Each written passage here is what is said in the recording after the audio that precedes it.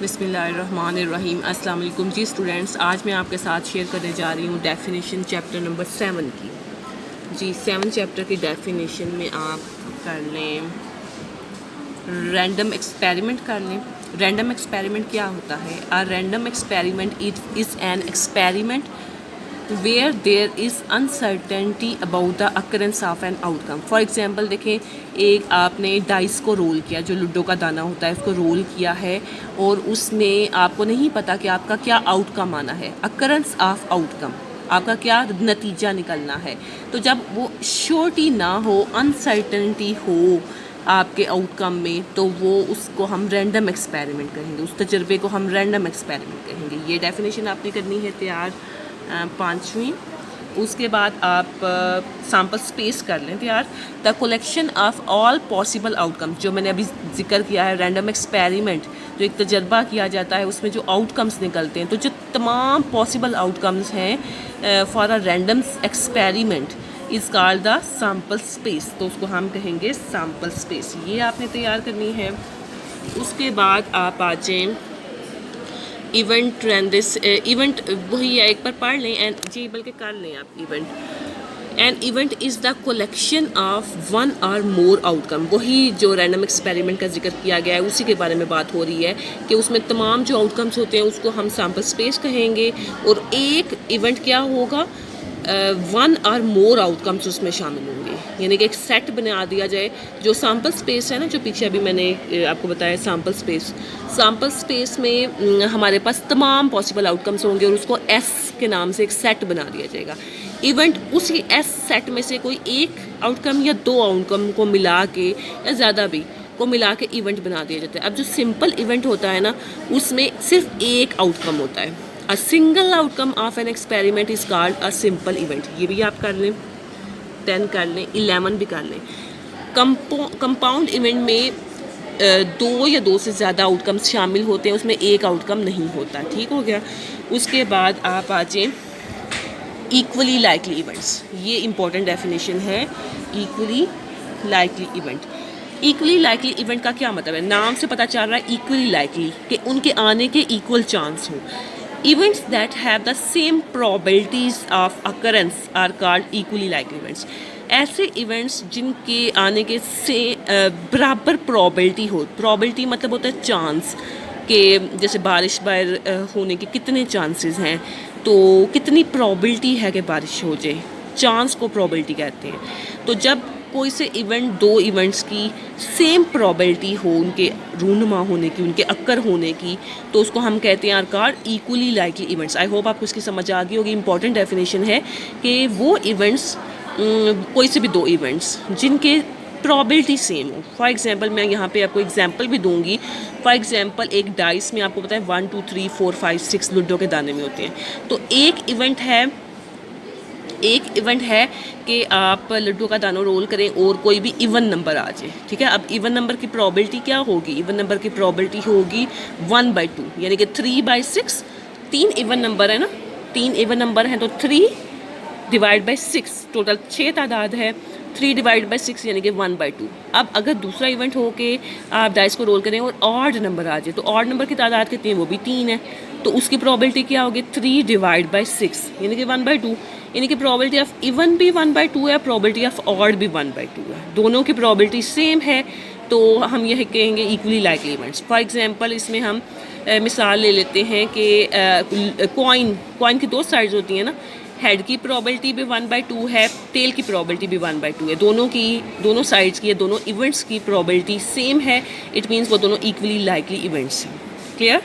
उसके बाद है जी mutually exclusive events. Mutually exclusive events वो होते हैं कोई से दो इवेंट्स जो आपस में एक दूसरे को दूर कर रहे हों या उनमें कुछ भी कॉमन ना हो।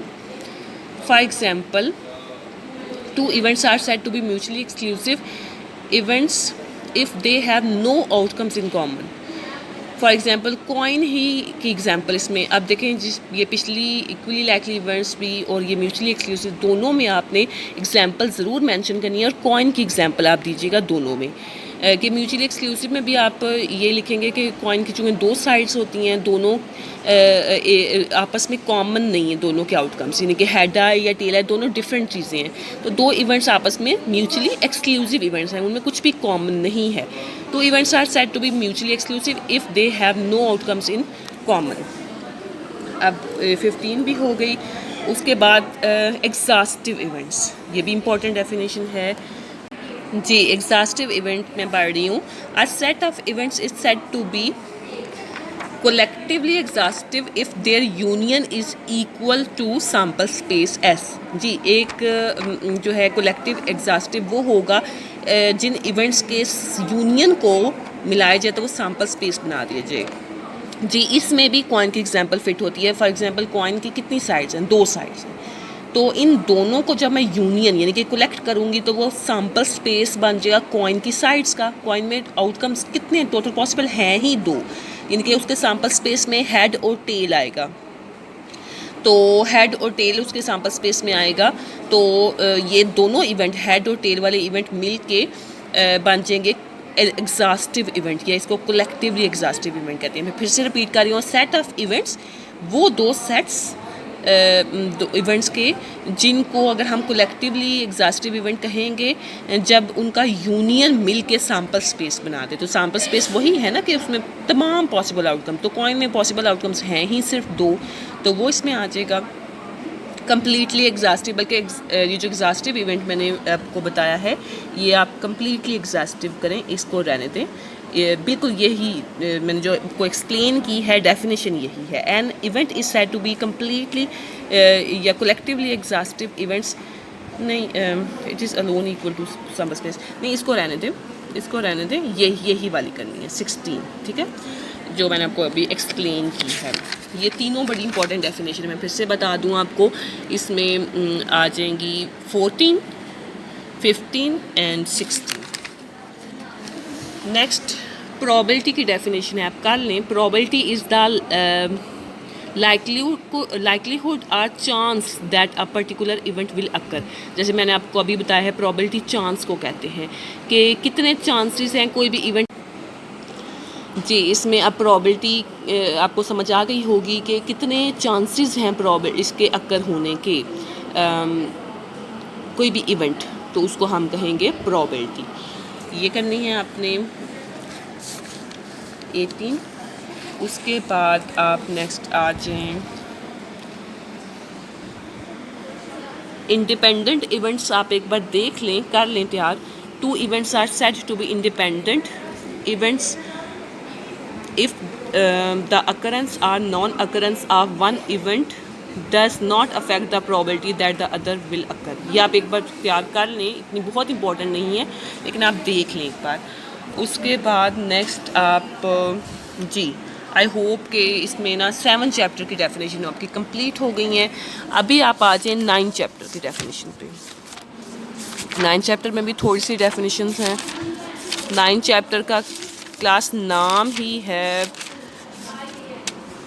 2 डेफिनेशन, 2 डिस्ट्रीब्यूशंस इस चैप्टर में है। 9 चैप्टर है, नाम है चैप्टर का binomial and hyper geometric distribution. तो इस चैप्टर में 2 ये बाइनोमियल हाइपर ज्योमेट्रिक हैं हमारे पास। उसके बाद बर्नौली ट्रायल्स हैं, प्रोबेबिलिटी, बाइनोमियल एक्सपेरिमेंट है। तो बाइनोमियल एक्सपेरिमेंट आप कर रही हैं, ठीक है। एन एक्सपेरिमेंट विद एन,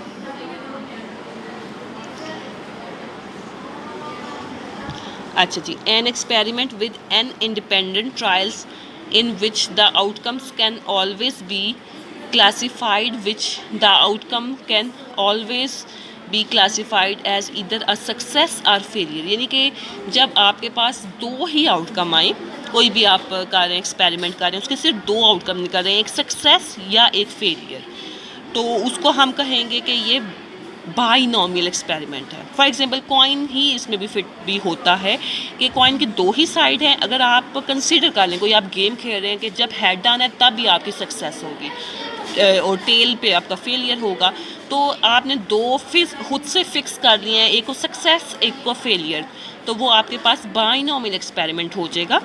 ठीक है, समझ आ गया आपको।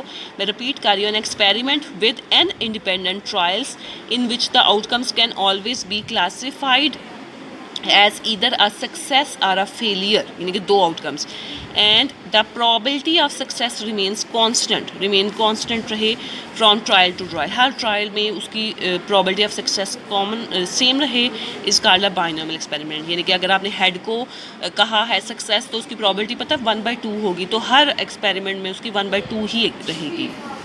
उसके बाद प्रॉपर्टीज़ ऑफ बाइनोमियल एक्सपेरिमेंट, या आप कोई से 2 कर लें। The experiment consist of n independent trials, the trials are independent, 2 कोई सी कर लें, नो इशू। उसके बाद ये इंपॉर्टेंट डेफिनेशन है बाइनोमियल प्रोबेबिलिटी डिस्ट्रीब्यूशन, ठीक है।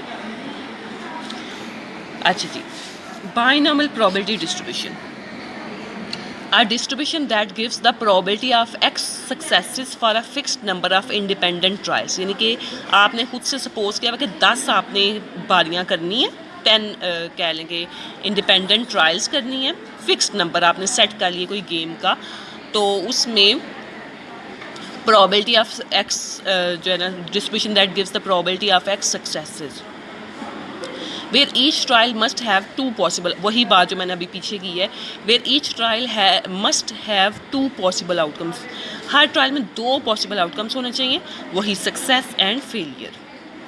And the probability of success is constant, वही कि वो कांस्टेंट होना चाहिए। जैसे मैंने अगर हेड को सक्सेस का है तो 1/2 उसकी कांस्टेंट है फ्रॉम ट्रायल टू ट्रायल, वही बाइनोमियल एक्सपेरिमेंट वाली ही भी सारी बातें इसमें हैं।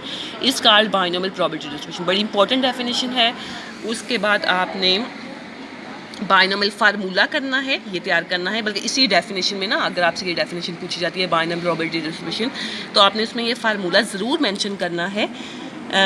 P of X is equals to, ये इसके पैरामीटर्स हैं 2, इसके 2 पैरामीटर्स हैं एन और पी, ये लिखने का तरीका होता है इसको ऐसे, और n C x p raise to पर एक्स क्यू रेज टू पर एन माइनस एक्स, इसकी रेंज है एक्स की 0 to n तक।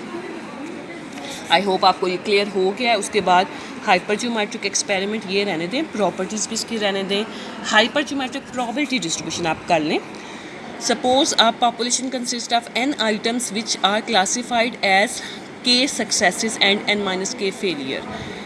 If we select a sample of n items from the population without replacement in such way that x successes are selected from successes and n minus x failure, ये आपने class definition करनी है, साथ ये इसके formula भी करना है। ये फार्मूला है हाइपरज्योमेट्रिक का, ये आपने याद करना है। ये बड़ी इंपॉर्टेंट डेफिनेशन है। जिस तरह बाइनोमियल ये हाइपरज्योमेट्रिक है, जिस तरह बाइनोमियल की ये 5 इंपॉर्टेंट है, उसी तरह ये 10 भी इंपॉर्टेंट है। ये करनी है, साथ इसका ये फार्मूला करना है, इसकी ये रेंज करनी है। तो बस ये आपकी इतनी ही डेफिनेशन है। आई होप आपको इसकी समझ आ गई होगी। आपने बड़े अच्छे तरीके से तैयार करनी है। और MCQs में इंशाल्लाह आप मेरे पास मौजूद हैं, वो सेपरेट वीडियोस मौजूद हैं, आप वो MCQs के लिए उससे कर सकते हैं, वीडियो देख सकते हैं। थैंक यू सो मच, अल्लाह हाफ़िज़।